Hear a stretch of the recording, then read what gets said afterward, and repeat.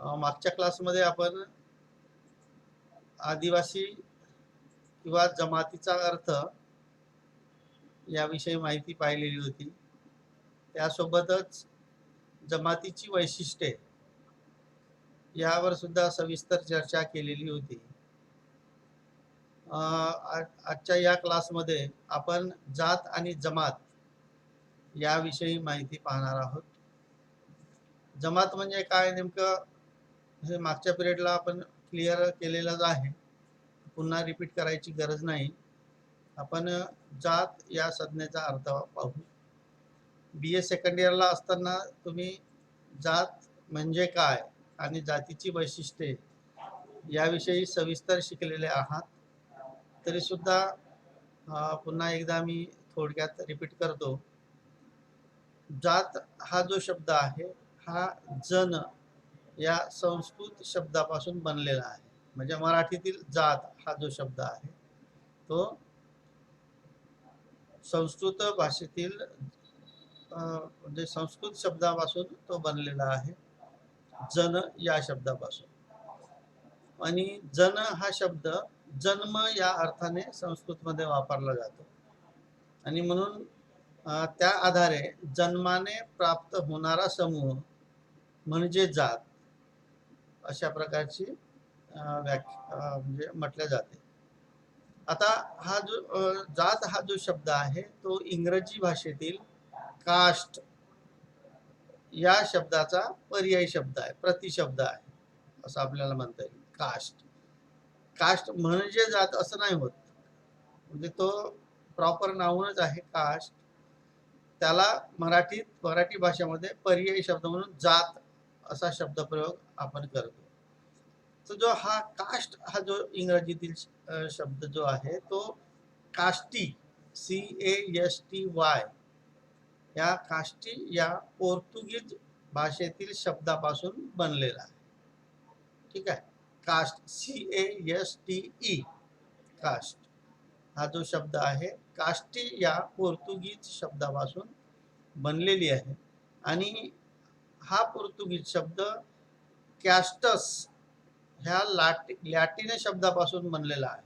कॅस्टस CASTUS कॅस्टस हा जो Latin शब्दापासून बनलेला आहे आणि त्याचा अर्थ म्हणजे वंश असा होतो. त्याचा अर्थ वंश आणि म्हणून कास्ट म्हणजे वंशाने मिळणारी जात अशा प्रकारचा शब्दप्रयोग केला जातो. आता म्हणजे त्या आधारे आपल्याला असंही म्हणता येईल की जन्माने प्राप्त होणारा आणि सतत चालणारा समूह म्हणजे जात अशा प्रकारची व्याख्या. आता इथे म्हणजे जात जो आपण उत्पत्ती दर्शक जो अर्थ आपण बघितलेला आहे, इथे जसं जन्म हा आधार जेव्हा सांगितला जातो या आधारेच काही समाजशास्त्रज्ञांनी व्याख्या केलेल्या सुद्धा आपल्याला दिसतात.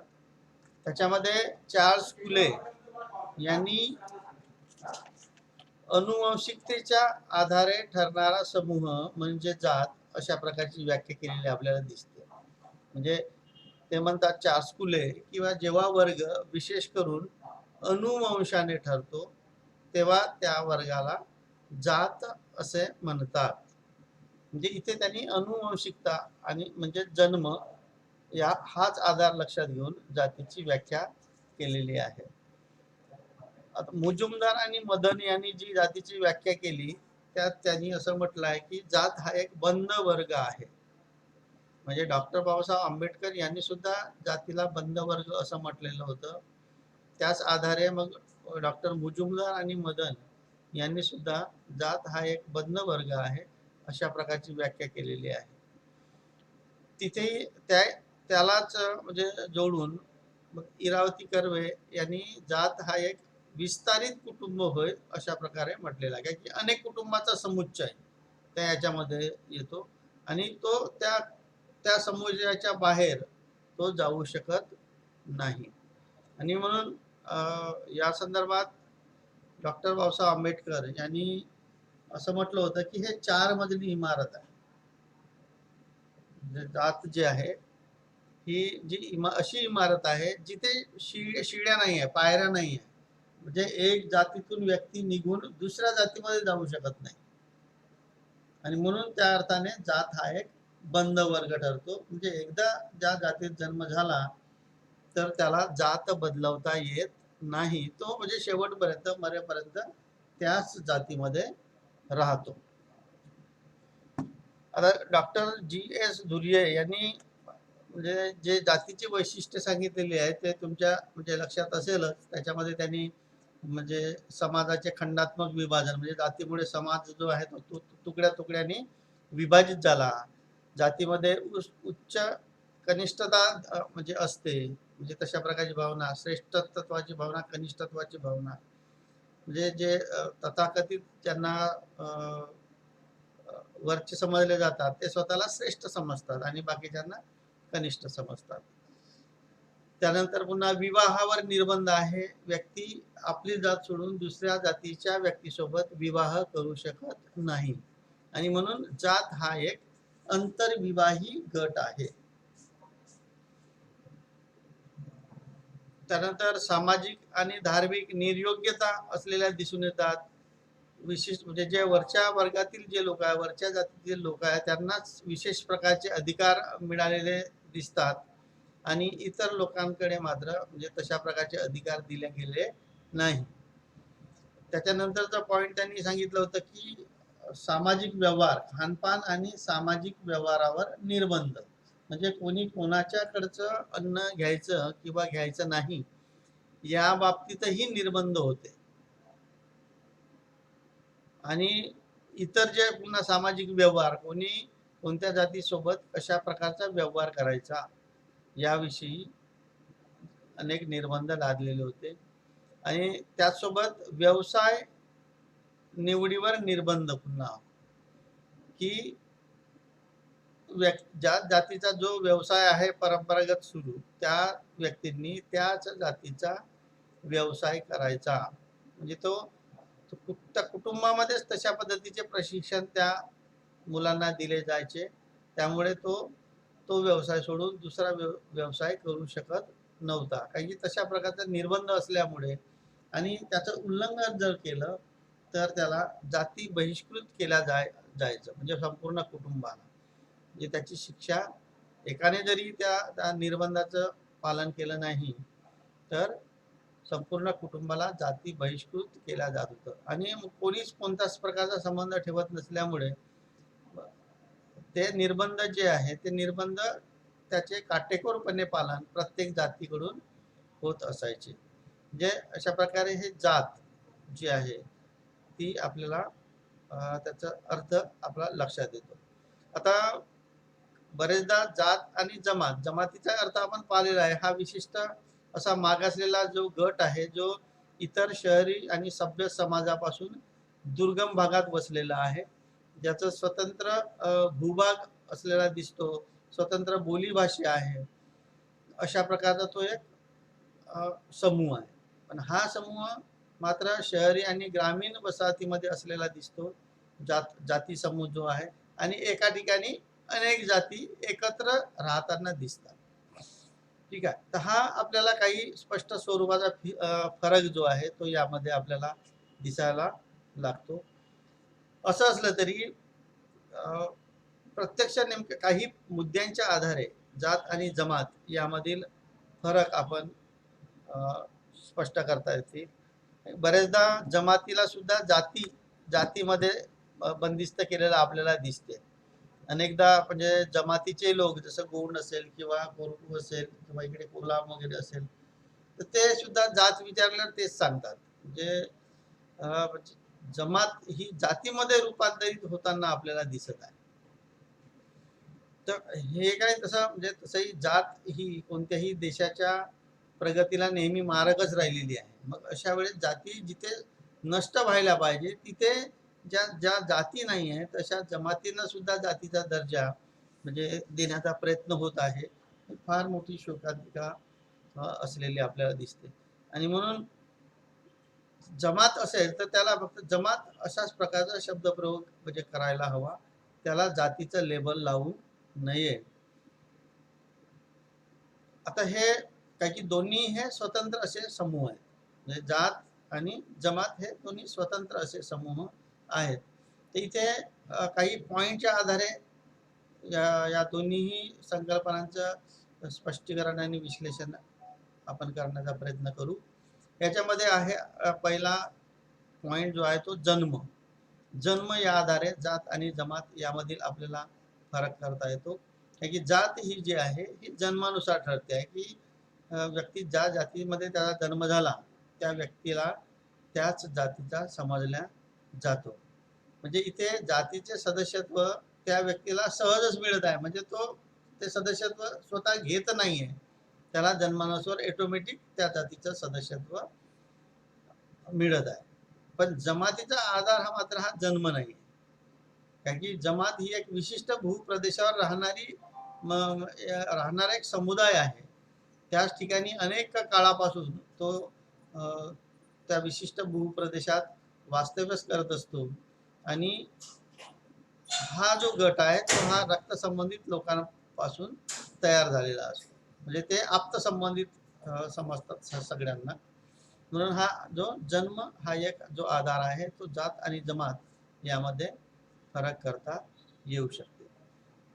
त्यानंतर म्हणजे विवाह या आधारावर आंतरविवाही समूह, म्हणजे जात हा आंतरविवाह म्हणजे जाती अंतर्गत विवाह ज्या पद्धतीनं जातीमध्ये होतात तशा प्रकारचे विवाह मात्र जमातीमध्ये म्हणजे आपल्याला दिसून येत नाही. तेवढा काटेकोर पालन त्या ठिकाणी होताना दिसत नाही. म्हणजे एकाच जातीत स्त्री पुरुषांचा जसं म्हणजे विवाह होतो आणि दुसऱ्या जातीत जर विवाह करतो म्हटलं तर समाज किंवा ती जाती संस्था जी आहे ते त्यांना मान्यता देत नाही आणि त्याला फार मोठा विरोध करतो.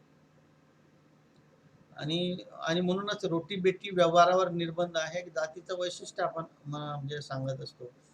परंतु या आंतरविवाहाच्या बंधनाचे पालन तेवढ्या काटेकोरपणे किंवा तेवढ्या कडकपणे जमातीमध्ये होताना दिसत नाही आणि तिथं वेगवेगळ्या जमातीमध्ये रोटी बेटी व्यवहार होऊ शकतात.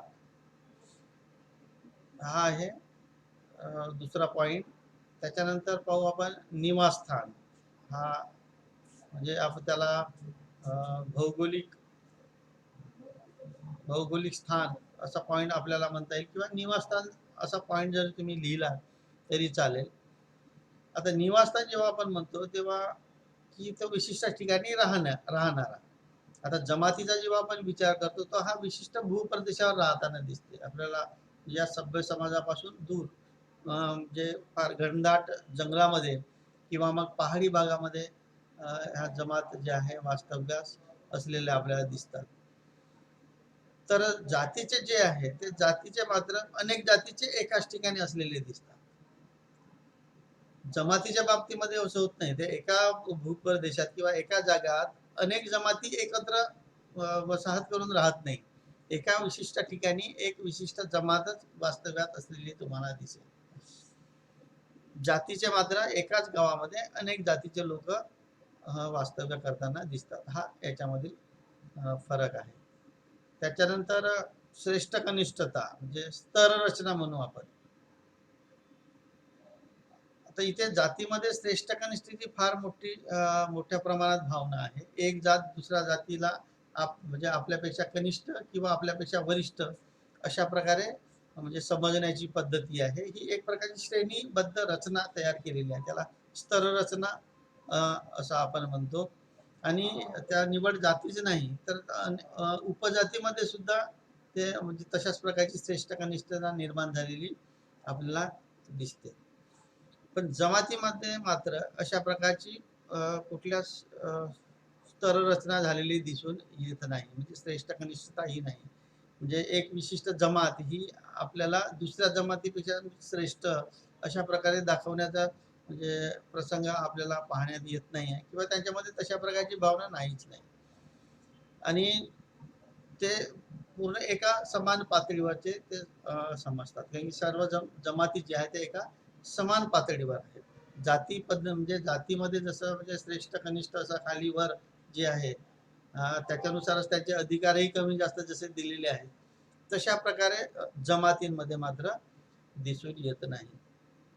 ठीक आहे. तर हा एक मुद्दा जो आहे स्तर रचना किंवा श्रेष्ठ कनिष्ठता, हा जो पॉइंट आहे. त्याच्यानंतर आहे व्यवसाय. जातीच्या संदर्भात जेव्हा आपण विचार करतो तर त्या जातीचा एक परंपरागत व्यवसाय असतो आणि त्या विशिष्ट जातीच्या व्यक्तींनी तो आपलाच परंपरागत व्यवसाय करायचा असतो. दुसरा व्यवसाय त्याला करता येत नाही, जाती संस्था त्याला मान्यता देत नाही. परंतु जमातीच्या संदर्भात आपल्याला म्हणता येईल की जवळपास त्यांचे जे आर्थिक ज्या गरजा आहेत त्या जवळपास सारख्या असल्यामुळे सारख्याच प्रकारचे काम ते करताना दिसतात. आता लिंग या आधारावर कामामध्ये थोडस फरक दिसेल, समविभाजन झालेलं दिसेल त्यांच्यामध्ये. म्हणजे जे हलकी कामा कुटुंबातली त्या महिला करतात आणि बाकी शिकार, मासेमारी आणि इतर जे काही कामे आहेत त्यामध्ये पुरुषांचा जास्त सहभाग असलेला दिसतो. म्हणजे कोणत्याही दुसऱ्या जमातीमध्ये तशाच प्रकारचे कामं असलेले दिसतात. म्हणजे त्यांच्या ज्या आर्थिक क्रिया आहेत त्याच आधारावर त्यांचे जे व्यवसाय आहेत ते ठरलेले आपल्याला दिसतात. आता आधुनिक काळामध्ये थोडंसं परिवर्तन झालेलं दिसते.